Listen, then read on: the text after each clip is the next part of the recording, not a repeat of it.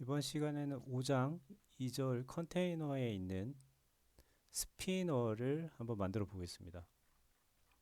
책을 그대로 따라하면 될 것 같고요. 1장이란다. 그 초판이랑 달라진 거는 사실상 바인딩을 쓰는 부분밖에 없어서 초판을 보신 분들은 크게 어렵지 않을 것 같아요. 일단 액티비티 메인으로 가셔서 요 헬로 월드 텍스트 뷰의 아이디 속성을 리절트로 해주시고요. 다음에 여기를 텍스트를 선택 결과 그리고 사이즈만 이건 저만 하겠습니다. 사이즈만 좀 바꿔 놓을게요. 다음에 선택 결과 아래쪽에 컨테이너에 가시면 스피너라고 있을 겁니다. 맨 위에 있네요. 이 스피너를 이렇게 갖다 놓고 컨스트레인트를 연결을 합니다. 이 스피너는 뭐냐면은 웹페이지에 많이 나오는데요. 웹페이지에 보면 네이버? 아, 그 들어갈 필요가 없었네요. 여기 보시면 네이버라고 쳤을 때 이렇게 선택 창이 나오잖아요. 이 팝업이 하나 나오는데 요게 이제 스피너입니다. 안드로이드에서는 요거를 요 스피너라고 합니다. 여기 선택하면 얘가 이제 선택이 되게 되죠. 이런 걸 스피너라고 합니다. 그래서 이 스피너를 클릭을 해서 값을 선택하면 그 선택 결과 여기 보여주는 예제를 한번 작성해 보도록 하겠습니다. 마진 값은 이제 적당하게 조절을 해서 화면 가운데 오게 해주시면 될 것 같고요. 여기 50으로 했네. 전 그나마 제일 큰 값으로 할게요. 그리고 자 이제 코드로 가셔서 바인딩 설정을 해주셔야 되는데 빌드 그래드를 열고 뷰 바인딩 설정을 합니다.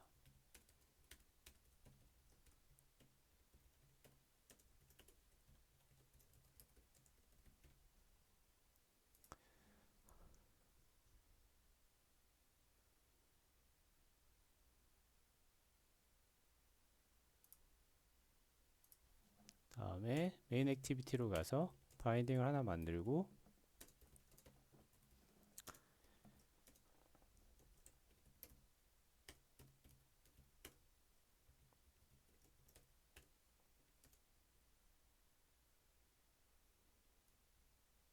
그리고 set 컨텐트 뷰에 바인딩 점 루트를 전달합니다. 여담이지만 이게 녹화를 하는 시간이 항상 새벽이라 그 목이 많이 잠겨 있거나 말끝이 좀 흐려질 수가 있어요. 이제 안 그러려고 노력은 하는데 그렇더라도 좀 양해를 부탁드리겠습니다.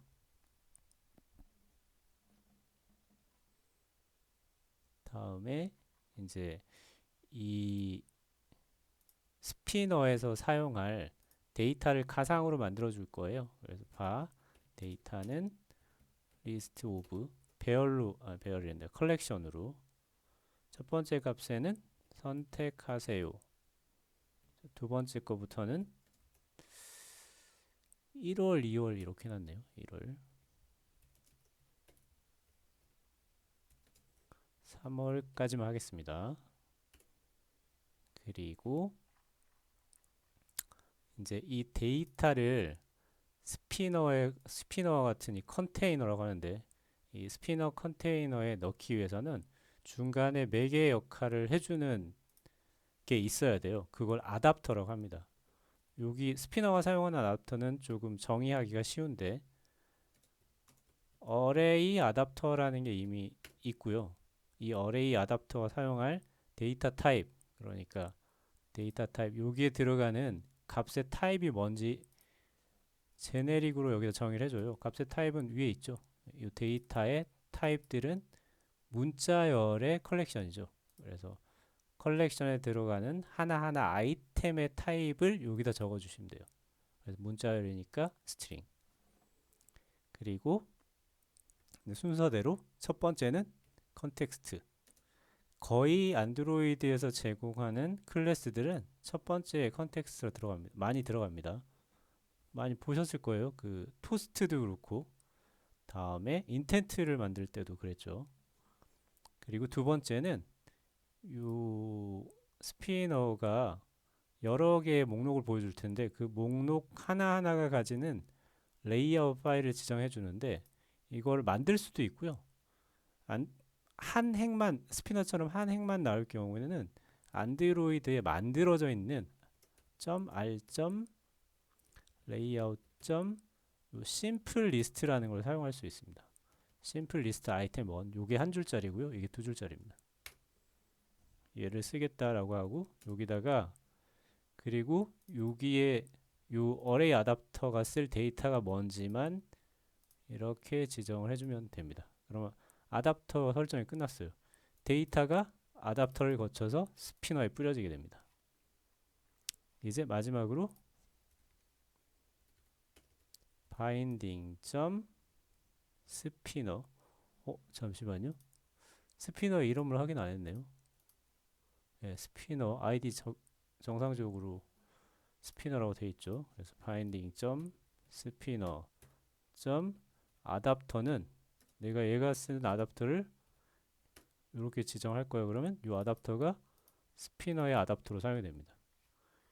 이렇게 하고 자, 이제 실행을 한번 해볼까요? 이 상태에서 실행을 그냥 해보겠습니다.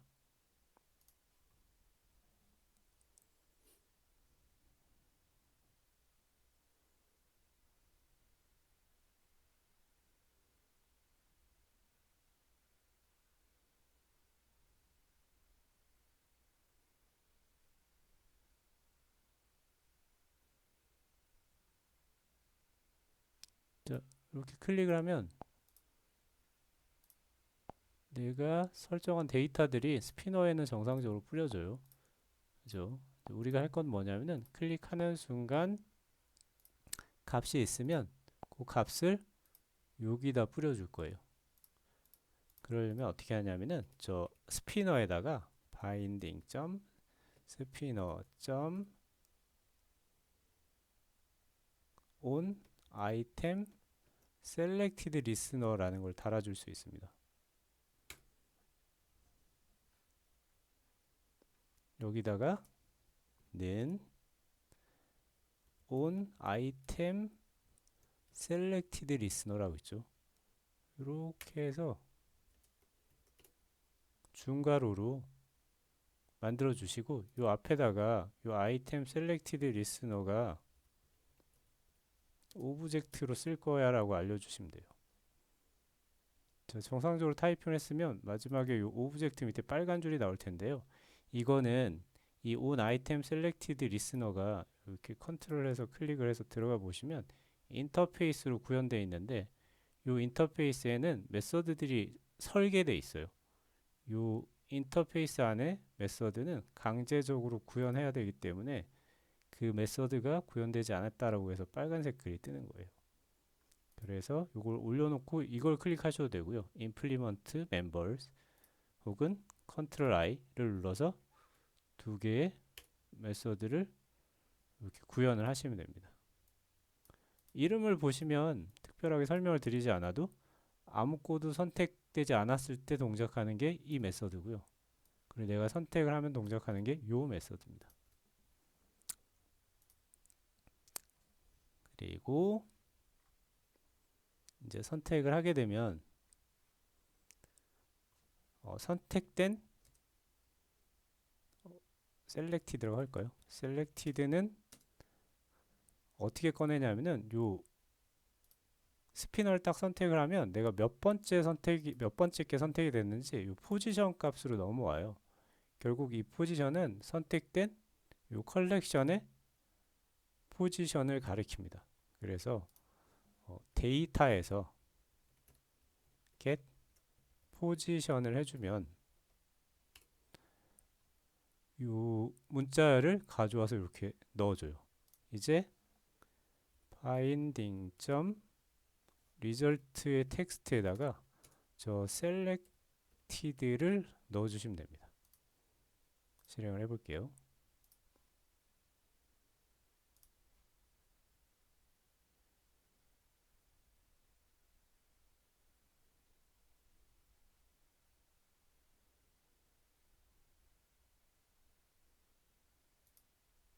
선택하면 2월로 바뀌고 3월로 바뀌고. 자, 이렇게 해서 스피너를 쓰시면 되고요. 자, 코드에서 하나 수정할 게 좀 있죠. 보면 바인딩 때문에 코드가 약간 지저분해 보일 수 있으니까 with scope 함수를 써서 이렇게 감싸 놓고 바인딩을 지우시면 코드가 좀 더 깔끔해 보일 수 있습니다. 자, 그리고 여기 또 하나 쓸 수도 있겠네요. 스피너도 2번 반복되잖아요. 저런 것도 만약에 싫다면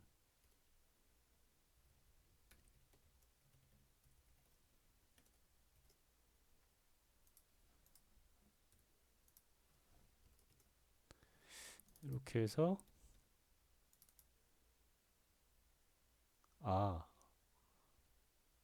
이건 조금 코드 모양이 안 좋을 수 있겠네요. 그냥 가운데 스피너는 그냥 쓰도록 하겠습니다. 네, 그래서 with scope 함수를 쓰면 코드량을 좀 줄이고 깔끔하게 보일 수 있으니까 그때그때 용도에 맞게 쓰시면 좋을 것 같습니다.